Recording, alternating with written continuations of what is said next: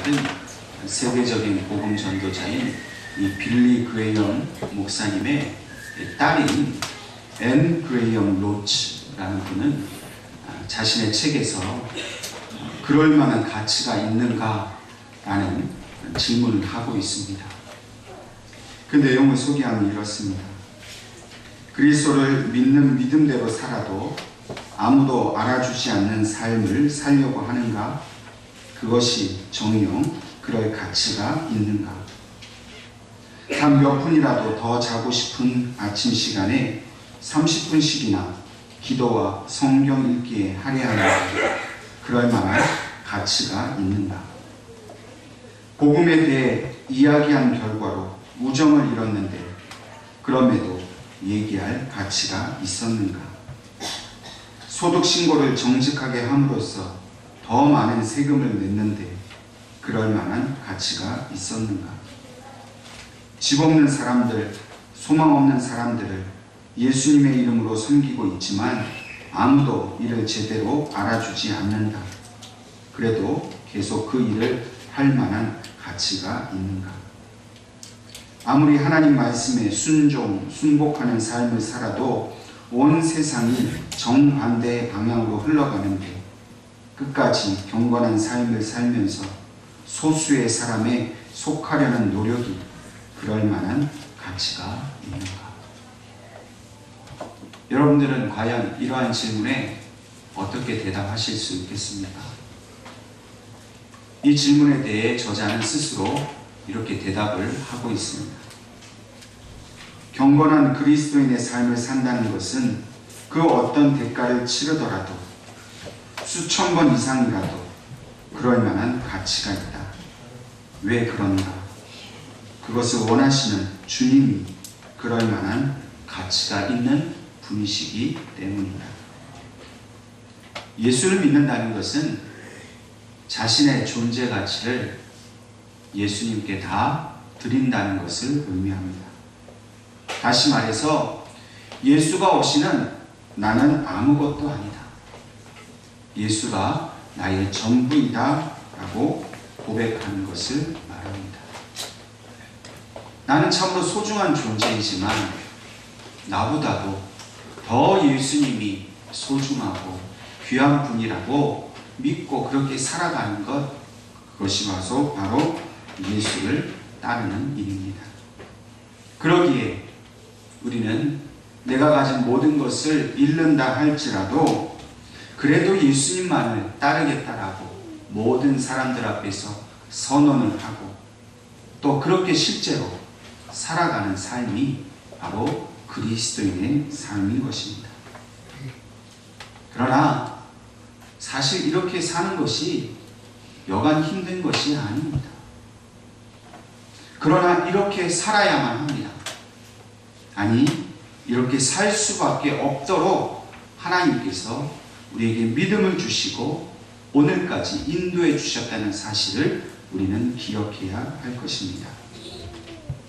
오늘 본문의 말씀은 베드로와 사도들이 이 제사장과 사두개인들에게 사로잡힌 이후에 산헤드린이라는 공의회 앞에서 자신들을 변호하는 장면입니다. 다시 말해서 이 베드로와 사도들이 어떤 범죄를 저지르고 그들에 대해서 재판을 하는 그런 장면입니다. 사도들이 왜 잡혔는가 하는 것은 그들이 성전 미문 앞에 앉아 있었던 안증뱅이를 고쳤기 때문입니다. 단순히 이 병자를 고친 것 때문에 이들이 잡힌 것이 아니라 이들이 예수의 이름으로 이 일을 행했다는 이유만으로 그들은 지금 재판을 받고 있는 것입니다. 대제사장과 서기관들은 어떤 이유로든지 예수를 하나님의 아들로 인정할 수 없었습니다. 분명 그는 죽었지만 예수가 부활했다는 사실은 더욱더 믿고 인정할 수가 없었습니다. 만약 예수가 부활한 것을 인정한다면, 그래서 그가 하나님의 아들이신 것을 인정한다면 이러한 사실은 자신들의 기득권을 위협하고 도전하는 일이기 때문에 결코 예수의 부활은 없으며 그는 하나님의 아들이 아니어야만 하는 것이 바로 대제사장들과 서기관들의 생각이었습니다. 오늘 함께 읽은 본문 5절 말씀을 보면 관리들과 장로들과 서기관들이 예루살렘에 모였다라고 기록하고 있습니다. 이 관리들은 대개는 대제사장을 의미합니다. 또한 장로들은 각 지파에서 속한 원로들을 의미합니다. 서기관들은 율법사로서 평생 동안 율법에 대해 연구하고 그 율법에 대한 전문가가 되었음을 의미합니다. 이 사람들은 당시 유대 사회에서 매우 중요한 사람들이고 또 고위직에 속한 사람들입니다. 근데 이러한 사람들이 지금 예루살렘에 모였다라는 것은 이 베드로와 사도들의 문제가 매우 심각한 문제라는 사실을 보여주는 것입니다. 또한 이 모인 사람들 중에서 6절 말씀을 보면 안나스와 가야바라는 그런 대제사장의 이름이 나옵니다. 여러 명의 이름이 나오지만 특별히 이 안나스와 가야바의 이름은 매우 중요합니다.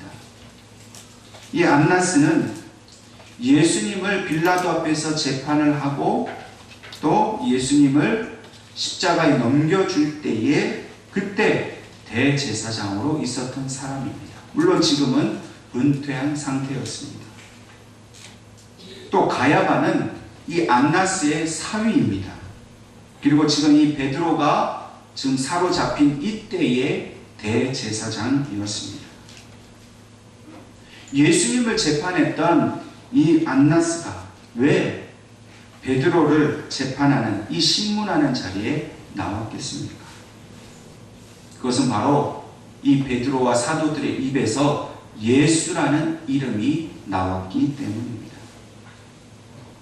이 대제사장들의 의도는 어떻게 해서든지 자신들과 연관되어 있는 이 예수라는 사람과의 모든 관계, 그 예수라는 사람과 관련된 모든 사건들을 덮으려는 것이었습니다.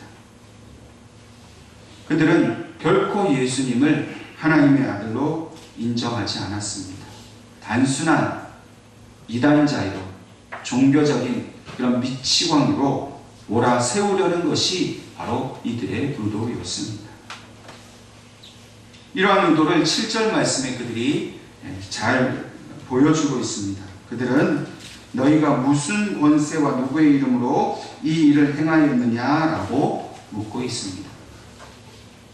여기서 무슨 권세냐라고 물어본 것은 어떤 종류의 능력이냐라고 물어본 것과 같습니다. 이 말의 본래 뜻은 너희가 어떤 귀신이나 마술적인 속임수로 이 일을 행한 것이 아니냐라는 그런 저의를 가지고 물어본 말입니다.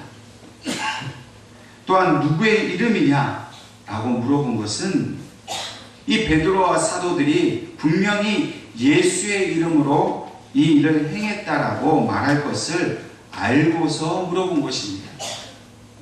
왜냐하면 이미 그들은 예수의 이름을 사악한 이름으로 규정하였기 때문에 그 예수의 이름으로 그들이 행했다라고 말하는 순간 사도들이 스스로 신성모독죄, 하나님을 모욕한 죄를 인정하도록 만드는 함정으로서 그렇게 질문을 한 것입니다. 사실 지금 베드로가 재판을 받고 있는 이 재판정의 모습은 마치 예수님을 빌라도에게 넘겨주기 전의 모습과 매우 흡사한 그런 상황입니다. 안나스와 가야바는 이미 예수님을 빌라도에게 넘겨주어서 예수님을 죽게 만든 바로 그 장본인들입니다. 한 번 했으니 두 번 하지 못할 것이 없었습니다. 베드로는 이 일에 대해서 너무나 잘 알고 있었습니다. 자신이 바로 주님을 3번이나 모른다고 부인하고 배신한 장소가 바로 지금 서 있는 제사장의 뜰이었습니다. 비록 예수님을 부인하기는 했지만 그는 숨어서 안나스와 가야바가 한 일을 다 보았고 알고 있었습니다. 그리고 그 결과 어떻게 되었는지도 베드로는 다 알고 있었습니다. 안나스와 가야바는 은근히 지금 베드로를 협박하고 있습니다. 너의 선생도 그렇게 죽었는데 너도 너의 선생 이름으로 그렇게 말하다가 죽는 것이 두렵지 않느냐라는 식이었습니다. 그러나 결코 베드로는 두려워하지 않았습니다. 왜냐하면 그들이 예수님을 죽였지만은 예수님은 다시 부활하셨기 때문입니다.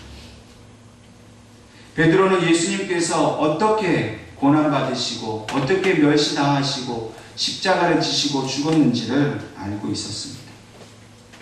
그리고 예수님의 부활의 증인이었습니다. 그 모든 과정을 알고 있었기 때문에 베드로는 부활하신 주님의 그 은혜와 능력을 받은 사람으로서 결코 이들의 위협이 그를 두렵게 만들지 못했습니다.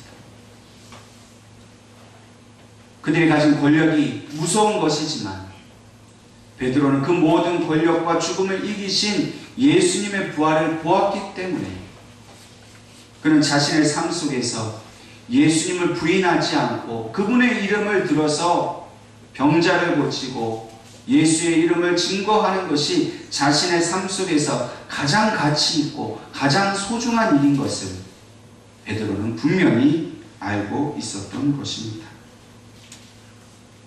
지금 베드로는 자기의 생명보다도 예수가 더 가치 있고 더 소중한 존재이기 때문에 제사장과 서기관들의 이러한 협박에도 불구하고 그들의 질문에 대해서 8절 말씀처럼 성령이 충만하여 제사장과 장로들 앞에서 예수에 대해 증거할 수가 있었던 것입니다.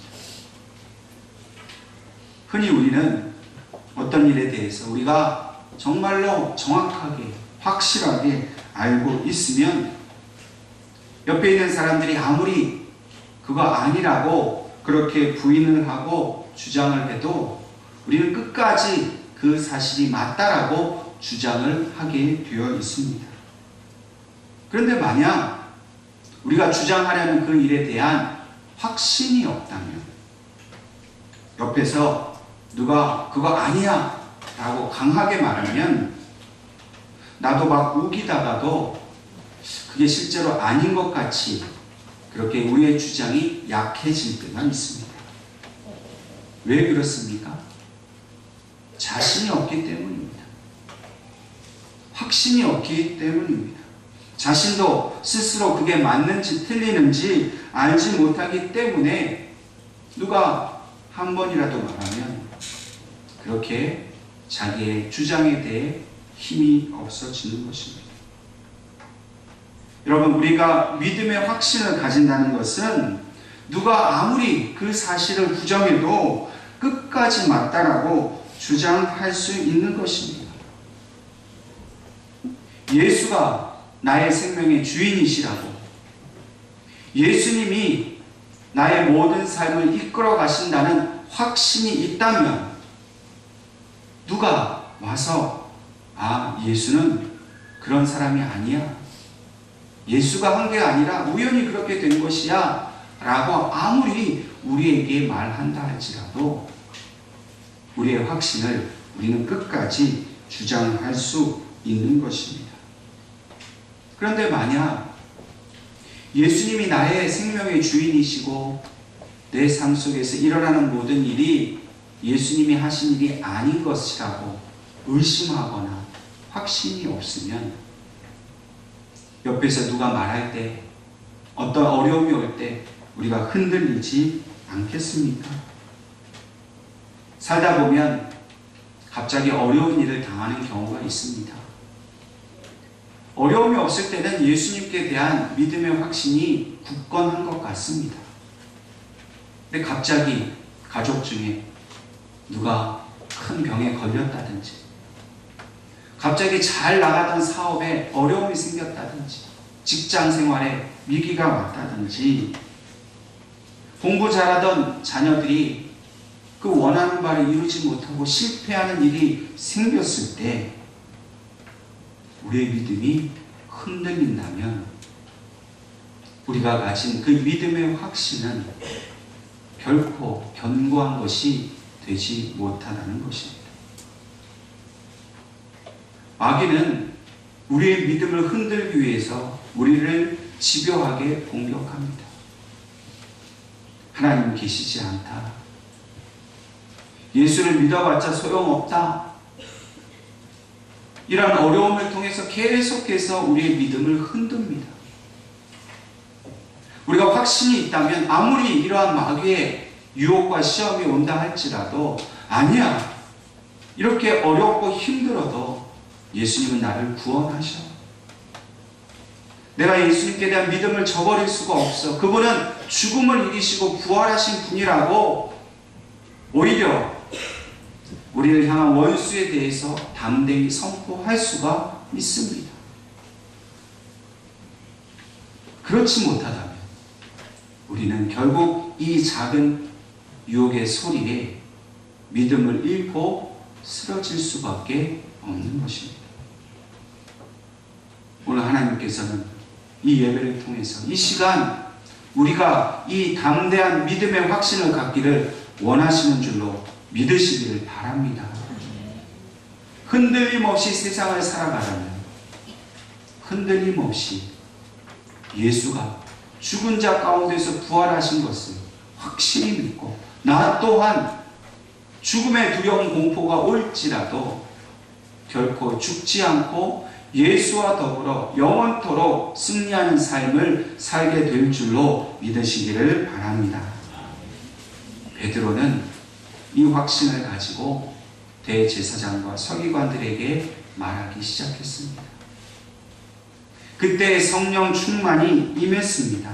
성령이 충만하여 함께 하시니까 그가 두려움 없이 예수의 이름을 증거하게 된 것입니다. 우리가 이러한 흔들림 없는 믿음의 확신을 가지려면 성령 충만함을 받아야 합니다. 나의 노력으로, 나의 의지로 이러한 믿음의 확신을 갖게 되는 것이 아니라 성령께서 우리 가운데 충만히 역사하셔야만 우리는 이렇게 그 권력 앞에서도 흔들리지 않는 담대한 믿음을 가지게 되는 것입니다. 오늘 본문에 나오는 제사장들과 서기관들은 베드로와 사도들이 일으킨 이 기적을 범죄로 여겼습니다. 아주 나쁜 사악한 일로 생각을 했습니다. 그러나 이미 성령 충만한 베드로는 9절 말씀에 이렇게 말합니다. 이 이적은 불쌍한 자에게 행하시는 예수 그리스도의 착한 일, 선한 일이라고 그는 말하고 있습니다. 권세자의 위협이 있었지만 베드로는 성령 충만하였기 때문에 그의 말에는 아무런 막힘이 없었던 것입니다. 사랑하는 성도 여러분, 오늘 여러분들은 예수님께 대해 확신을 가지고 살아가십니까? 오늘 나를 통해 일어나는 이 모든 일이 바로 예수님께서 행하시는 선하고 착한 일이라는 그런 확신을 가지고 계십니까?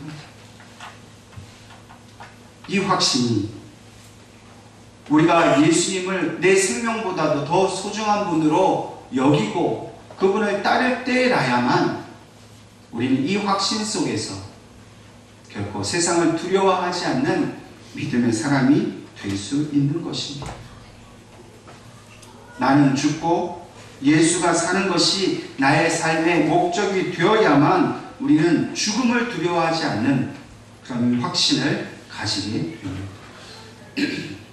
이 땅 위에 우리보다 앞서 살아갔던 또 죽어갔던 순교자들이 있습니다. 이 순교자들이 무엇 때문에 그렇게 힘없이 허무하게 죽어갔습니까? 그들의 어떤 인간적인 대단한 능력 때문에 그들이 순교한 것이 아닙니다. 오직 이 예수 그리스도에 대한 확신 때문에 그들은 죽어갔습니다. 예수가 자기의 생명보다 더 귀한 존재라는 이 믿음 하나로 자신의 생명을 해하려는 그 권세 앞에, 총과 칼 앞에 굴복하지 않고 예수는 하나님의 아들이라고 그렇게 끝까지 주장하다가 그들은 죽음을 맞게 되었습니다. 그러나 그들의 죽음은 결코 헛되지 않습니다.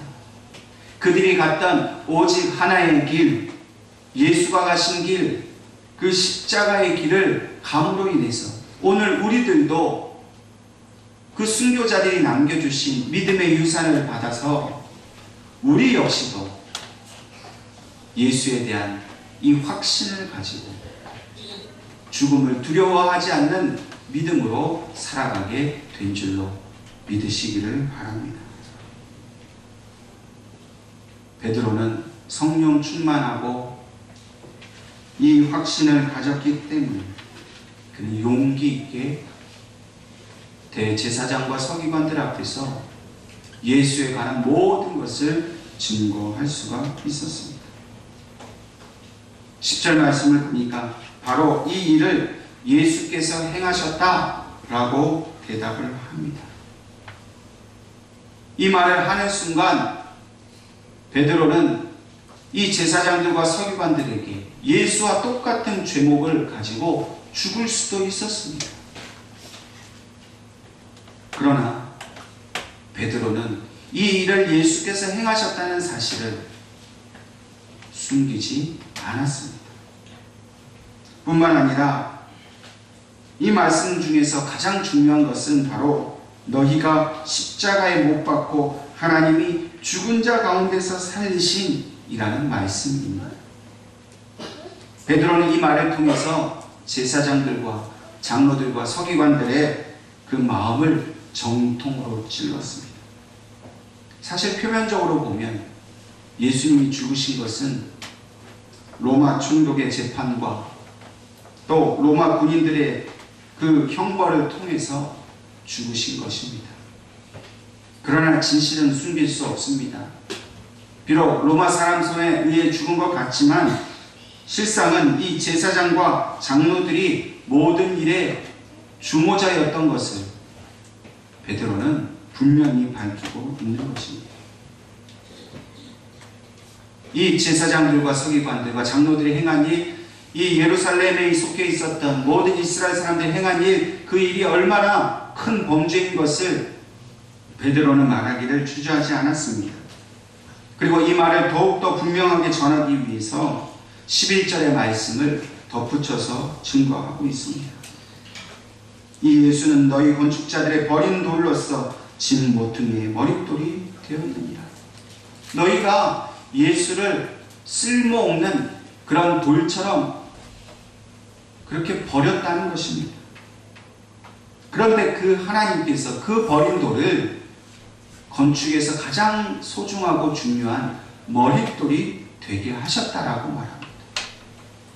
이 얼마나 극단적인 사실입니까? 유대인들은 예수님을 싫어서 돌멩이처럼 버렸지만 하나님은 그분을 높이셔서 이 땅의 가장 소중한 존재로 삼아 주셨다는 겁니다. 실제로 제사장들과 장로들은 예수를 가장 가치 없는 것으로 여겼습니다. 자신들의 기득권에 방해가 되는 그런 방해물로 여겼습니다. 그러나 하나님은 예수님을 건물에서 가장 소중하고 가치 있는 머릿돌이 되게 하셨습니다. 여러분, 오늘 우리에게 예수님이 가장 가치 있는 분이 되셨다는 것은 우리가 그렇게 만든 것이 아닙니다. 우리가 예수님이 하나님의 아들이라고 인정했기 때문에 그분이 하나님의 아들이 된 것이 아닙니다. 우리가 인정하든 안 하든, 비록 우리가 유대인들처럼 예수님을 그 가치 없는 돌멩이로 내버렸다 할지라도 하나님께서 이미 예수님을 우리에게 가장 소중하고 가치 있는 분으로 우리에게 주셨다는 사실을 우리는 분명히 기억해야 합니다. 세상 사람들은 가장 가치 있고 가장 소중한 보물을 찾기 위해서 온 세상을 다닙니다. 그것을 발견하면 억만금을 주어서라도 자기의 모든 소유를 팔아서라도 그것을 취하려고 합니다. 그러나 머릿돌 되시는 예수님은 결코 우리에게 발견되는 분이 아닙니다. 하나님께서 우리에게 먼저 그분을 보내셔서 오히려 아무 쓰잘데가 없는 우리들을 발견하셨고 우리를 찾아주셨고 우리를 하나님의 보배와 같이 삼아주셨다는 사실을 우리는 깨달아야 할 것입니다. 예수님은 이 땅에 있는 그 어떤 보석보다도 빛나고 아름다운 분입니다. 그 어떤 큰 다이아몬드보다도 더 귀하고 소중한, 그래서 도무지 가치를 매길 수 없는 그런 아름다운 분입니다. 그렇게 소중한 예수님께서 스스로 사람들에 의해서 버려진 돌이 되셔서 우리에게 그 소중한 모든 것을 전가시켜 주셨습니다. 우리는 버려진 돌보다도 더 연약한 존재이지만 예수님은 스스로 버린 돌이 되셔서 우리를 이 땅에서 가장 소중하고 보배로운 하나님의 자녀로 삼아 주셨습니다. 오늘 베드로는 이 사실을 이 대제사장과 서기관들 앞에서 두려움 없이 선포하고 있는 것입니다. 저와 여러분도 오늘 베드로처럼 세상에 나아가 너희는 예수를 버렸지만 하나님이 세상에서 가장 값진 존재로 예수를 세워주셨고 그 예수님의 그 소중한 것이 오늘 나에게 있음을 세상에 나아가 선포하실 수 있기를 주님의 이름으로 바랍니다. 베드로는 그 예수 안에서 자신의 모습을 발견했습니다. 비록 예수님을 배반한 배신자였지만 부활하신 주님께서 자신의 모든 죄를 용서해 주시고 이제는 자신을 들어서 세상에 가장 귀한 예수님을 증거하게 하시는 그런 도구로 삼으신 것을 베드로는 알았습니다. 그래서 오늘 본문 12절 말씀처럼 오직 예수만이 구원의 길이요 다른 것에는 아무런 구원이 없고 생명이 없음을 그는 증거하고 있습니다.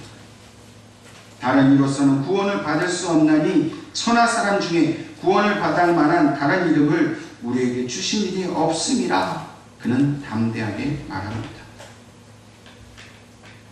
제사장들과 서기관과 사두개인들은 율법과 혈통으로만 구원을 받는다라고 백성들에게 가르쳐 왔습니다.